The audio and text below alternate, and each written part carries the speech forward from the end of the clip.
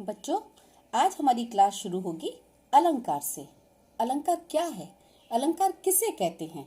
सामान्य रूप से अलंकार का अर्थ होता है गहना या आभूषण। जिस तरह स्त्रियां अपने सौंदर्य को बढ़ाने के लिए विभिन्न आभूषणों का प्रयोग करती हैं, उसी प्रकार कवि भी भाषा को सुंदर बनाने के लिए अलंकारों का प्रयोग करते हैं।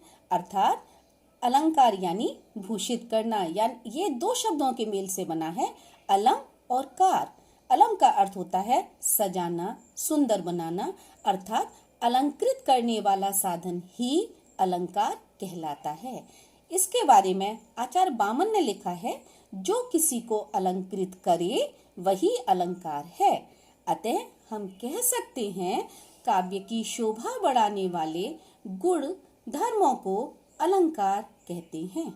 जैसा कि आप काव्य में पढ़ते समय यानी कविता को पढ़ते समय देखते हैं कि काव्य में शब्द और अर्थ दोनों ही अपना अलग अलग एवं विशेष महत्व रखते हैं।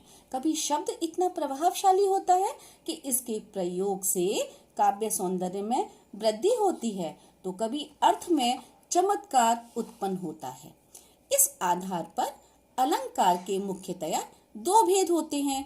एक वो जो शब्द के द्वारा चमत्कार पैदा करे यानी शब्दालंकार। दूसरा वो जिसके उदाहरण में या जिस काव्य में अर्थ का अपना महत्व होता है, अर्थात अर्थालंकार।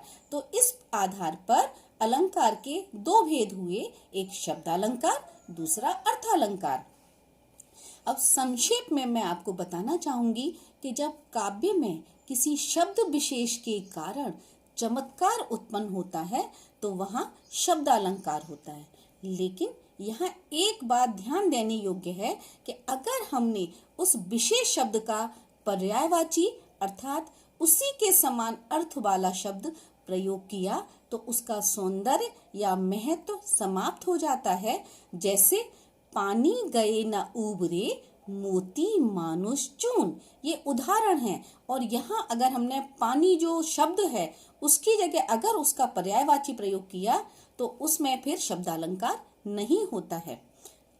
अब उसी तरह से अर्थालंकार, जब काव्य में अर्थ के माध्यम से सौंदर्य में वृद्धि होती है अथवा चमत्कार उत्पन्न होता है, तब वहाँ अर्थालंकार होता है। तो यहाँ पर हमने दो चीजें देखी, एक शब्दालंकार, एक अर्थालंकार।